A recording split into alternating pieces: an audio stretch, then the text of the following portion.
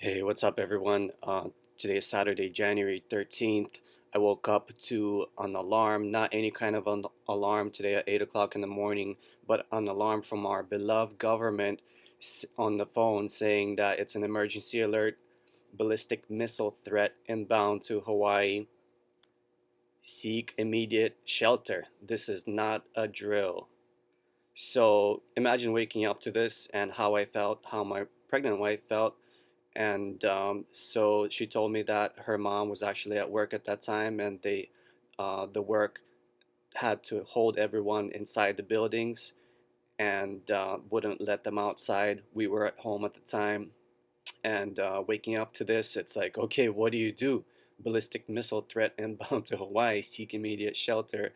This is not a drill. We're not that far from Pearl Harbor, so it's like, whoa, what a way to wake up.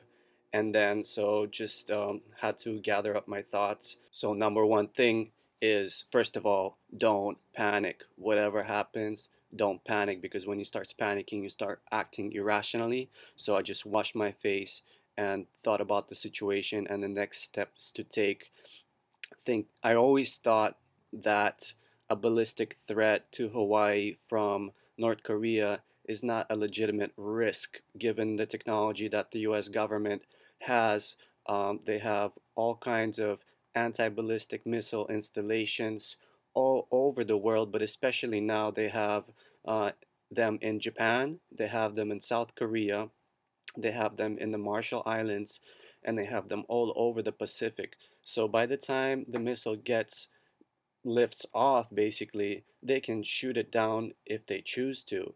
Also, they have space-based laser weapons as well.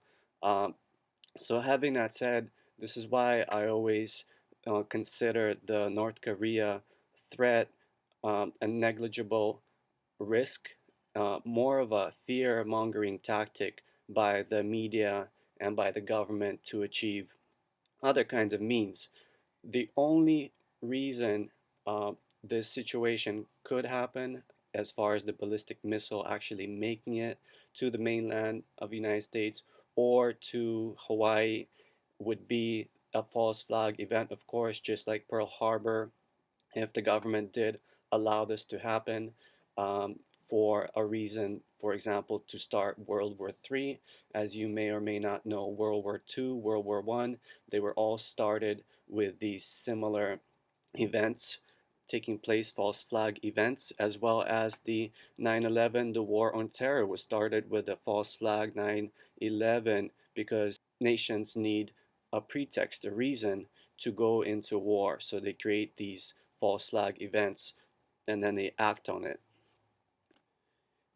I'm quite familiar with the Pearl Harbor story. I've been to the Pearl Harbor numerous times, more than the average person, because I would do tours there and I watch all of their movies, how they explain why Pearl Harbor happened, and they attributed to error of on the radar team. But a lot of things in the Pearl Harbor just don't make sense. And if you put all the facts together, you will know that Pearl Harbor was a false flag event, and most people probably don't know this. So having this said, it's a decision-making process. For me, it's about 50-50% chance probability that it could be a false flag or it could be a false alarm. So you have to make a decision, but you have to stay calm. And the decision in while I was in the bathroom, I thought, yes, the other option besides a false flag or an actual attack, it could be a quote unquote a mistake, because a lot of the times I noticed when these threat levels go up, then they claim it was just a mistake, and it was actually a false alarm. And lo and behold, when I walked out of the bathroom, my wife told me that they just announced on the news that it was a false alarm. And I also got the update, similar update on my phone and on my wife's phone. And they started broadcasting it on the TV as well, saying that it was a false alarm. But right when I was about to walk out of the bathroom, I made a decision that, not knowing whether it's going to be a false alarm or a real reason to get things ready, my decision was to basically get the bug out bag ready, starting with the water filters and the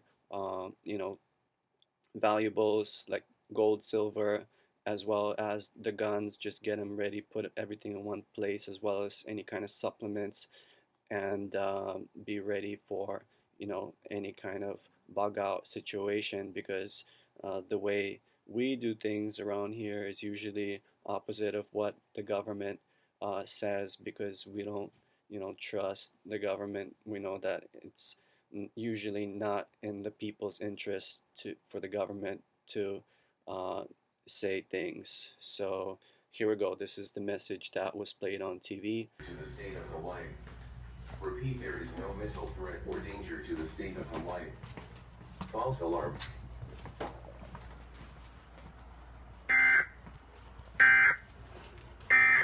Yeah, she confirmed it's Oh, not. what? This is ridiculous.